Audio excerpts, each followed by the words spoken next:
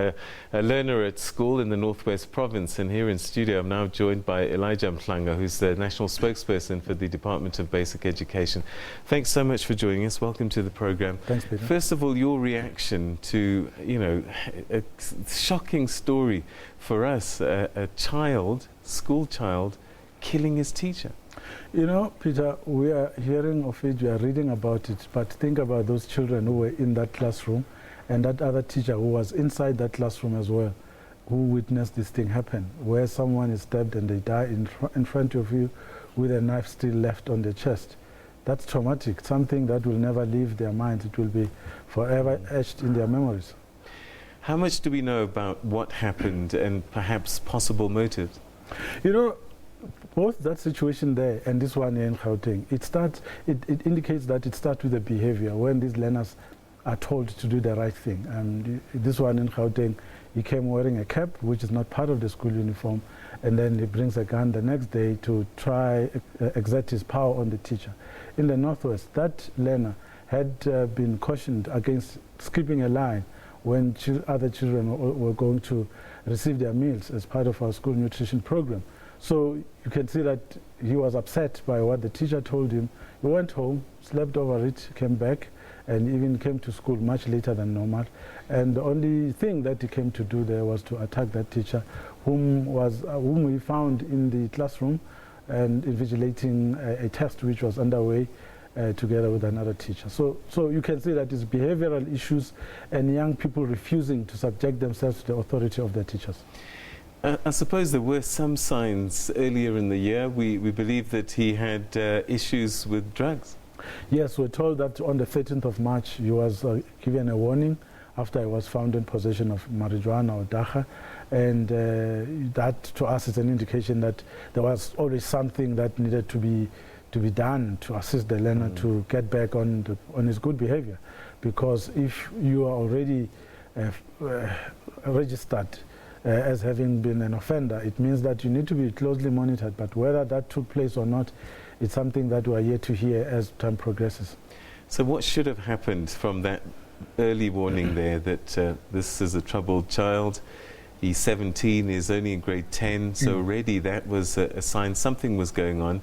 And I guess the parents also have to play a role in these kinds of things. We normally encourage parents to come even closer to the issue, especially one has been found guilty of an offense like that. We say, work with the school, do a monitoring service or activity with the school every week at least, or be on the phone with the school. We've seen other parents getting onto WhatsApp messaging with their teachers to get up-to-the-minute report about the behavior of their child, so that when something goes wrong, they react immediately within that hour to be there if they can afford to do that.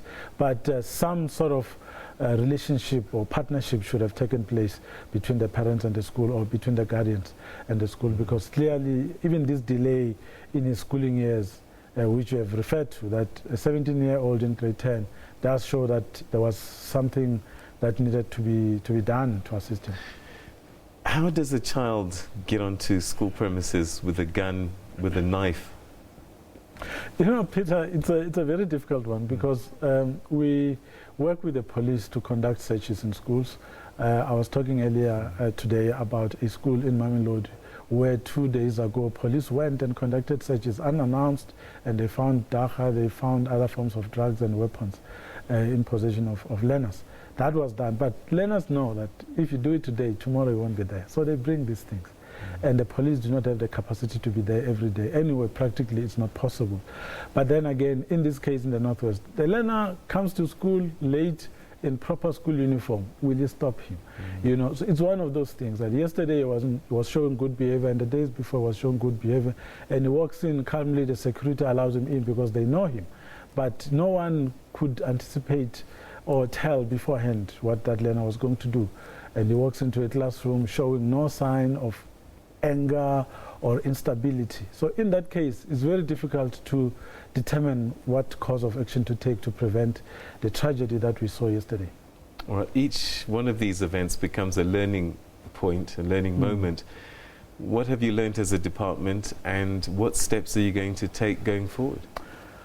Well, it's a complex issue because we feel that parents need to know what their children are carrying on their way to school, because in this one we are told that the parents asked him why I was late for school, and he said on the day he was going at 11, and 11 o'clock, that was the time that he had set for himself to go and do the deed, which shocked all of us.